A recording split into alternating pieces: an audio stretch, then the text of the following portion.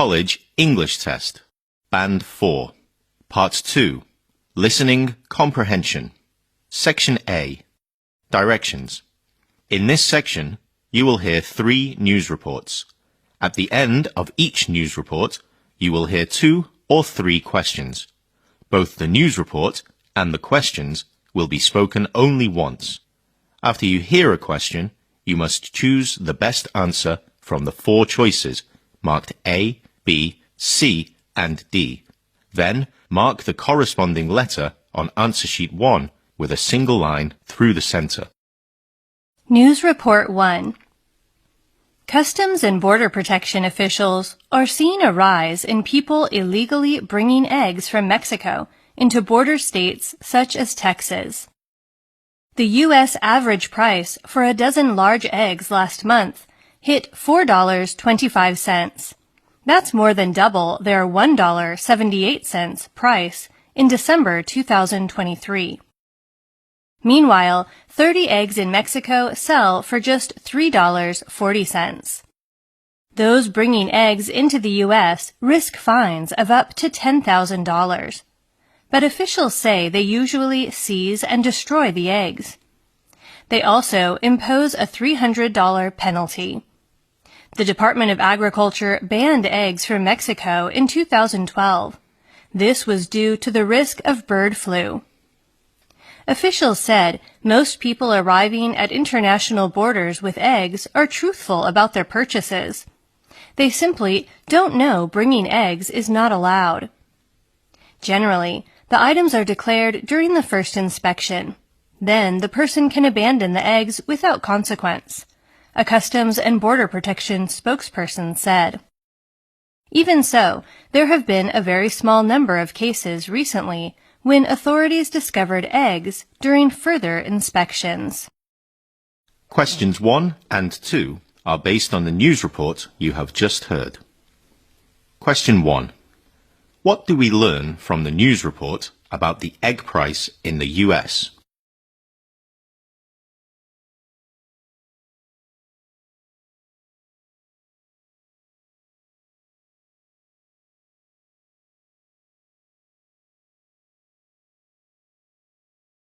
Question 2. What does the news report say about most people arriving at American borders with eggs?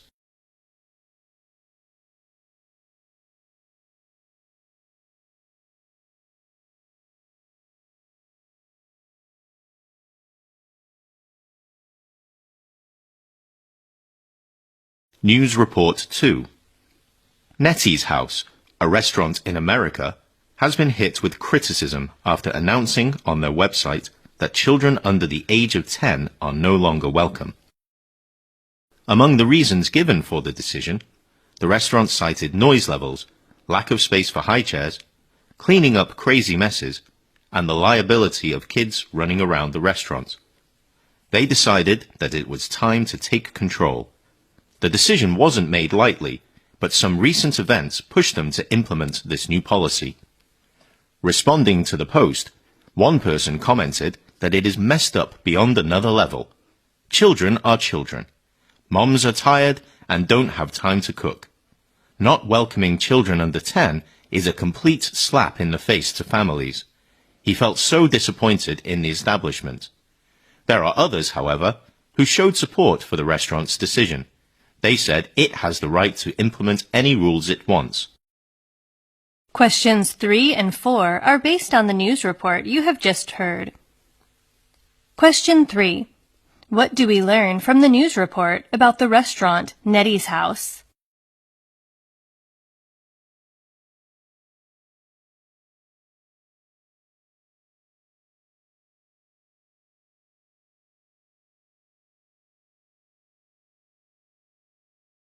Question 4. What do supporters say in response to the restaurant's new policy?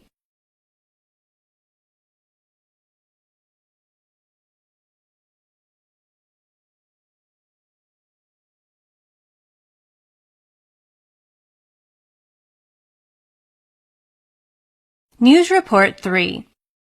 Security officers were searching a suburb in Australia where an adult snake was believed to be wandering after the discovery of a huge, freshly shed snake skin. The skin was found at a construction site, and the government wrote to residents to warn them. They were told to observe and, if possible, photograph the animal. If it was moving, watch where it went. It was recommended not to make contact with the animal.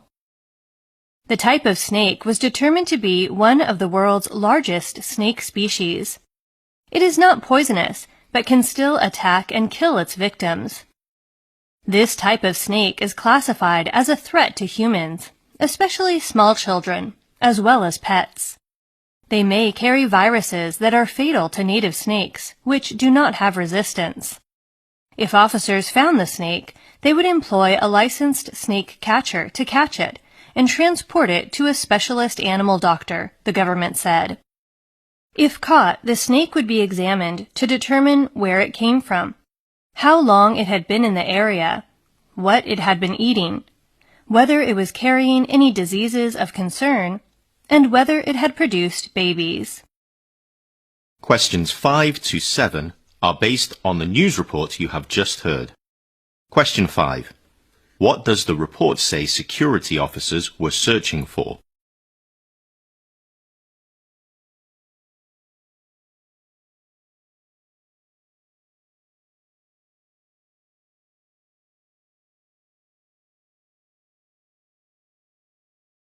Question 6. Where does the report say the discovery was made?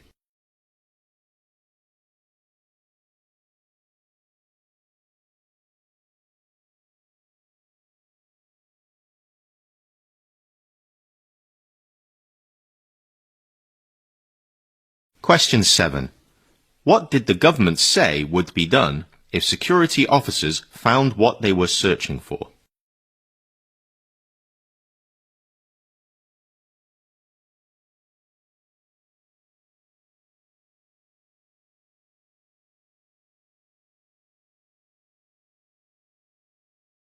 Section B.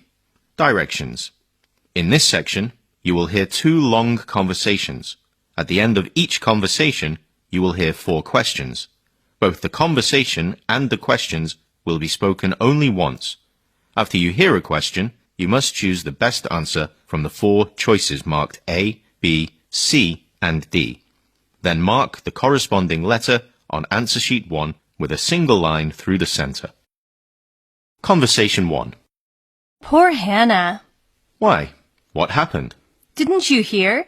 She won a TV competition and became a millionaire overnight. No way. That's incredible. Are you kidding? No, I'm serious. I swear it.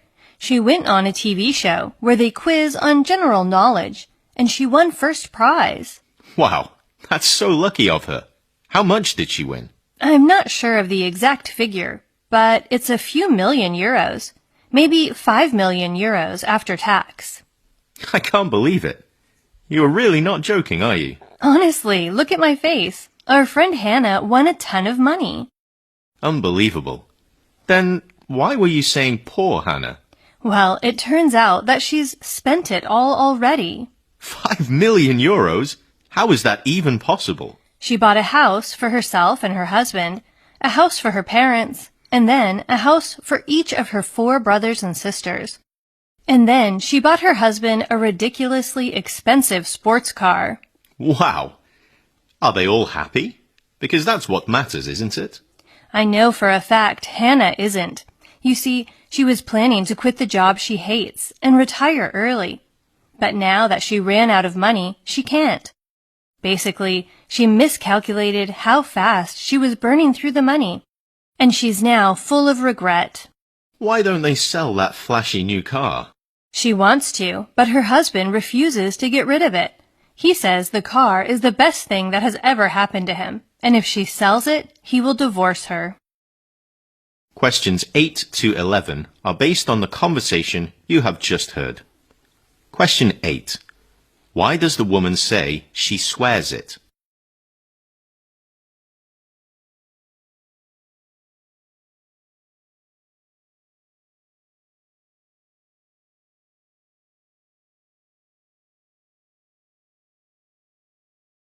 Question 9. What do we learn about Hannah from the conversation?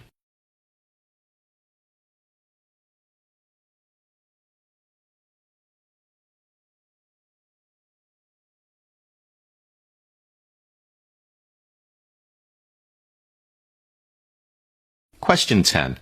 What does the man think really matters to people?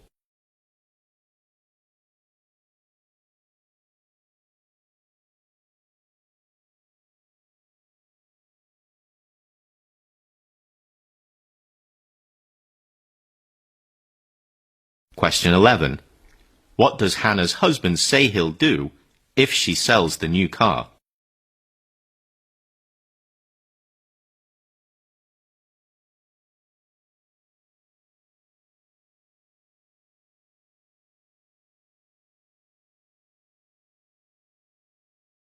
Conversation 2. If you have time right now, I think we need to sit down and discuss what exactly we are going to do for Jake's education next year. I've been thinking it over, and I'd like to send him to Westwood Elementary. You mean that boarding school? I thought we agreed that we would not be sending him away at such a young age. I admit that their academic record is very strong, with many outstanding awards for achievements in science and math. But he is just not mature enough to live on his own at this point. What about enrolling him in Lakeview School? They do have a great outdoor campus, where he could finally learn all those outdoor sports you have been wanting him to try. With so much greenery and fresh air, I think his current breathing problems would probably disappear. They did just open, though, so I don't think I feel comfortable having our son in the first class of a brand new school. Yeah. The classrooms would probably smell like paint, making the air in the school all stuffy. What about our local school then? They have a wonderful arts program that would really challenge Jake in terms of creativity and imagination. Being practically next door, one of us could take him to school every day before going to work. I don't know. They have a reputation of being overly strict with the students, not to mention the overwhelming amount of homework they assign, which would lead to a lot of pressure for Jake and me. What if we send him to the place near your mother's house? Questions 12 to 15 are based on the conversation you have just heard. Question 12. What does the man say about Jake?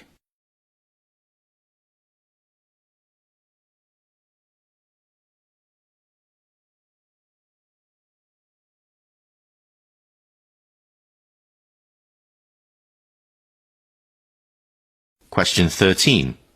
Why does the woman feel uncomfortable about sending Jake to Lakeview School?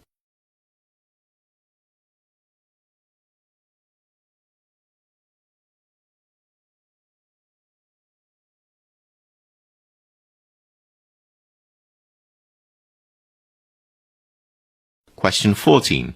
What does the man say about their local school?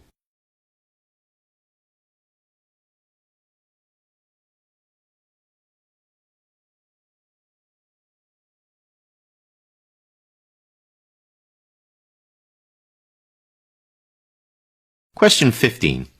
What does the woman suggest at the end of the conversation?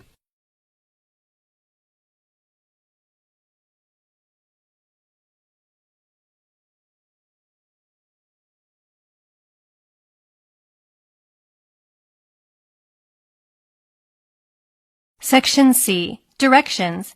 In this section, you will hear 3 passages. At the end of each passage, you will hear 3 or 4 questions. Both the passage and the questions will be spoken only once.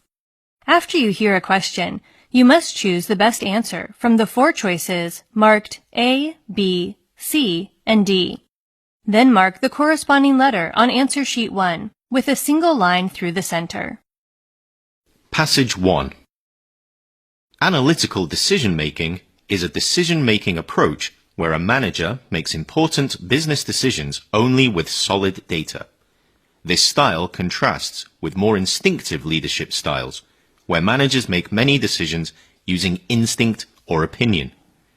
While analytical decision-makers benefit from a deliberate, thoughtful approach, this style also has some shortcomings. A key flaw with analytical decision-making is that it takes time. While this approach is beneficial when you have the time and the decision is important, it is problematic when time is crucial. Analytical decision-makers struggle with deadlines and a sense of urgency with decisions. In situations where you need more timely action, decisions based on some information and instinct may work better. The desire to be right is a major driver of analytical decision-making. Leaders who use this style don't want to make mistakes. This commitment to one right way of thinking or doing things hinders the manager's flexibility. Inflexibility causes you to ignore or avoid listening to the thoughts and ideas of others. You only want to utilize hard data or facts. Despite its restrictions, analytical decision-making does have several key strengths. By relying on facts and data, you minimize your potential for a wrong decision. You also get away from the habit of making guesses or following instincts. Database technology enables business leaders to look to hard evidence in analyzing target markets and promotional strategies, rather than making assumptions or guesses on what works. Questions 16 to 18 are based on the passage you have just heard. Question 16. What does the passage say is a major flaw of analytical decision-making?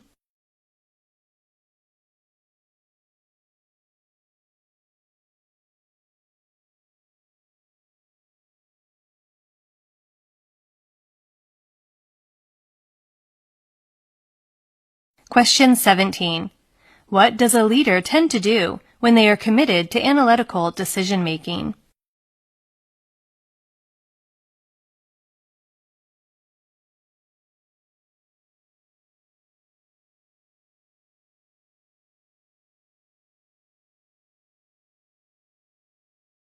Question 18. What is a key strength of analytical decision-making?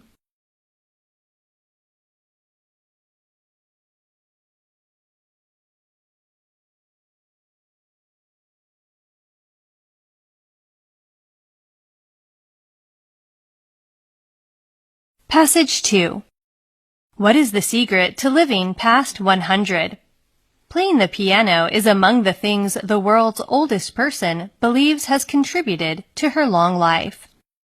Branyas Morera is now 115 years and 320 days old. That means she's been alive longer than any other living individual. Branyas was born in the United States on April 4, 1907.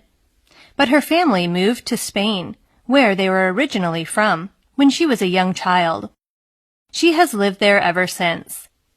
The 115-year-old is active on social media, regularly sharing aspects of her life. She also shares some of her secrets to living so long. These include playing the piano from a young age. Unfortunately, she had to give up the practice 7 years ago, at 108. Her other secrets for living a long life? She led an active lifestyle until her later years, but has never followed a specific diet. Many people ask me what diet I follow to live so many years, Branyas wrote. I have always eaten little, but everything, and I have never followed any plan. But she does eat yogurt every day, which, she said, has an infinite number of positive properties for the body. She has also said that the secret to a long life is knowing how to choose what to forget. Life would be impossible if we remembered everything, she said. Questions 19 to 21 are based on the passage you have just heard. Question 19. What do we learn about Branyas Morera?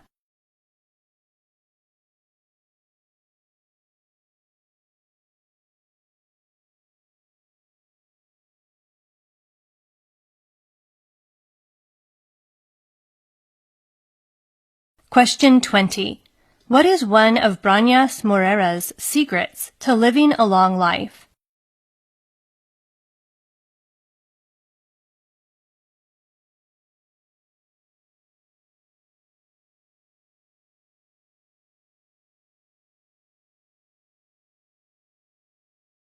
Question 21. What does Brañas Morera think also contributes to a long life?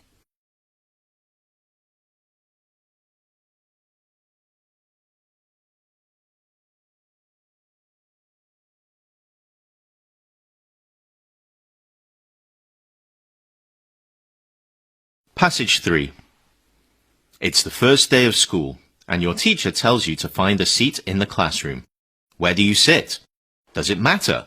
Yes, it does matter where you sit in your classroom. So choose, and choose carefully. Studies report that where you sit in the classroom can impact your ability to learn and the way your teacher perceives you. Guess what else? Your grade. Then what is the best seat in the classroom?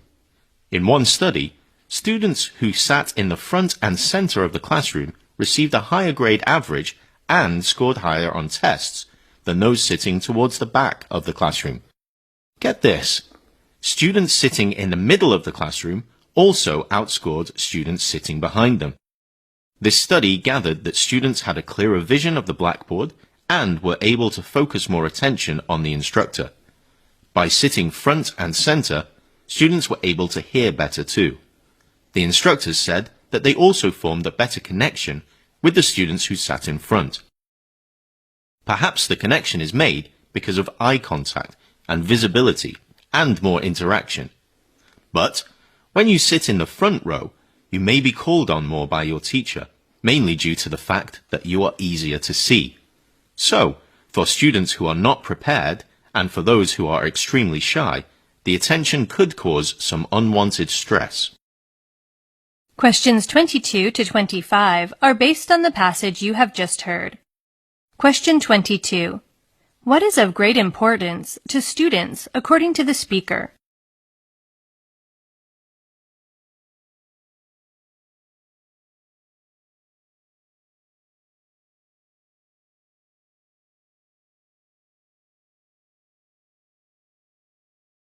Question 23.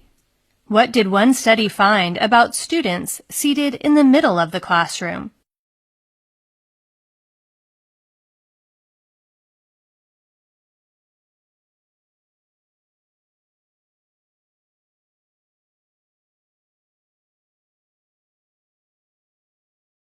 Question 24. What can eye contact, visibility, and more interaction probably bring about?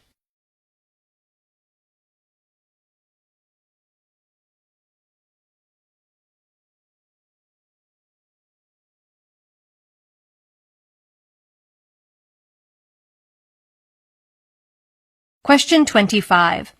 What do we learn about extremely shy students sitting in the front row of the classroom?